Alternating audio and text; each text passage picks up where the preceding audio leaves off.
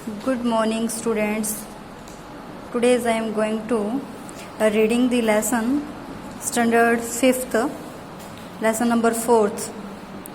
Topic name volcanoes यानी कि ज्वालामुखी। आज हम पढ़ेंगे ज्वालामुखी के बारे में कि ज्वालामुखी क्या होती है, कैसे ये बनती है, कैसे इससे पर्वत बनते हैं। तो देखिए, volcanoes are the various vents of crack in the crust of the earth through which the molten rock of the lava is forced out to surface. कहते हैं कि धरती की सतह पे जहाँ दरारें होती हैं वहाँ से जो पृथ्वी से लावा निकलता है, और वो लावा क्या है धरती पे बाहर आता है, उसमें क्या होता है, राख, धुआं, वाष्प, वो सारी चीज़ें धरती से जैसे ही बाहर निकलती है तो वो एक हिल्स का आकार ले लेती है, यानी कि पर्वत की एक पहाड़ी सी बन जाती है। ठीक है, सच एज ए माउंटेन, एक माउंटेन का रूप धारण कर लेती है, जिसे हम ज्वालामुखी पर्वत बोलते हैं। The vent reaches down to chamber of molten rock beneath to the ground. The molten rock is force up the vent and flow out of the top as lava. धरती, ये वैसे दो प्रकार की होती है, धरती के नीचे से भी लावा निकल सकता है जो दरारें होती है, और धरती के ऊपर भी ये प्रक्रिया हो सकती है। तो इससे ज्वालामुखी का निर्माण होता है।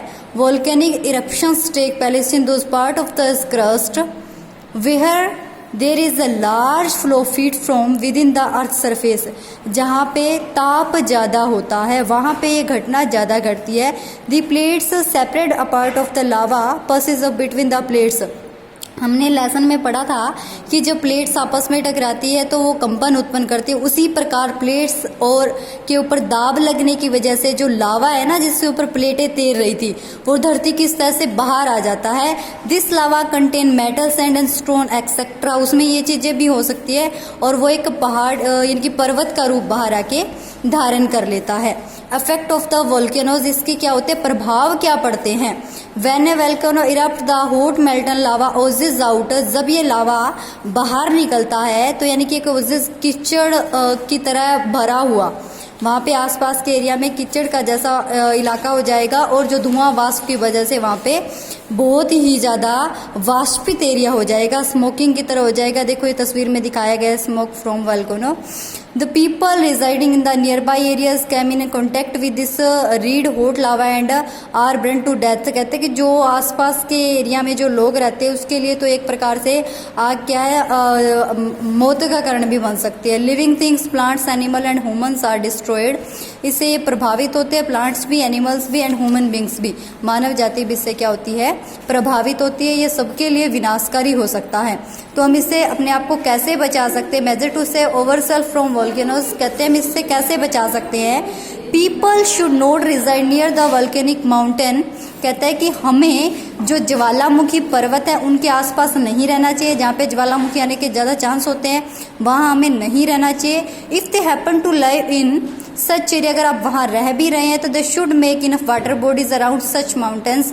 तो आपके वहाँ पर्याप्त पानी तो होना ही होना चाहिए अगर आप उस इलाके में रह भी रहे हैं तो।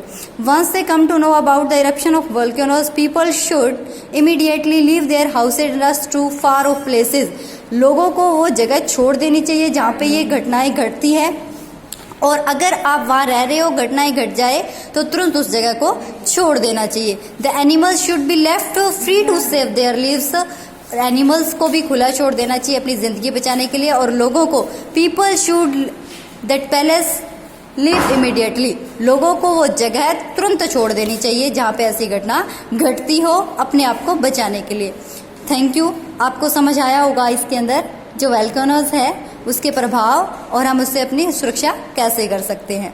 नेक्स्ट टॉपिक में हम पढ़ेंगे स्टॉर्म्स एंड साइक्लोन्स, आंधियाँ और जो तूफान आते हैं उनके बारे में पढ़ेंगे।